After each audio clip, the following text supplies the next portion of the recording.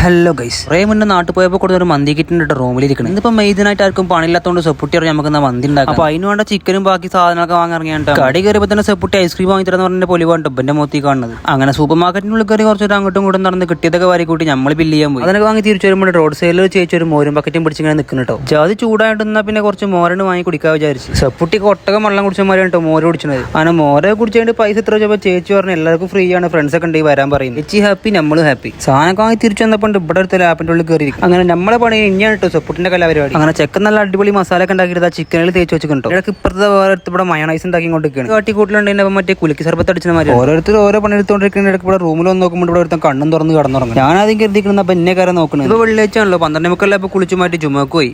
ഷിബിൽ അങ്ങനെ നമ്മളെ ചെറിയനാക്ക് ശേഷം ആദ്യമായിട്ട് പള്ളി പോകുമ്പോഴാണ്. നാട്ടിലത്തെ പോലെ കേട്ടോ, ഇവിടെ ഹൂത്ത് പടങ്ങുമ്പോൾ തന്നെ സമയം 1:20 നിസ്കാരൊക്കെ കഴിഞ്ഞ് റൂമിൽ വന്ന് നമ്മൾ സെപ്പുട്ടി ദമ്മോട്ടിക്കാൻ തുടങ്ങി. ജസ്റ്റ് മിസ് ഇല്ല ഇതപ്പോൾ ദമ്മൊക്കെ താഴ്ത്തിറങ്ങി. ചിക്കനും ചോറൊക്കെ മിക്സ് ചെയ്ത് കഴിഞ്ഞ് പൊള്ളാർച്ച ചോറ് നിന്ന് നമ്മളാണ് കിടന്നുറങ്ങി. പിന്നെ എപ്പോഴത്തെയും പോലെ തന്നെ സെപ്പുട്ടി ഉണ്ടാക്കിയോണ്ട് പറയല്ലോ, മന്തി ഒരു രക്ഷ സീന് സാധനം. ഇന്നത്തെ വീഡിയോ ഇത്രേ ഉള്ളൂ. ബൈ.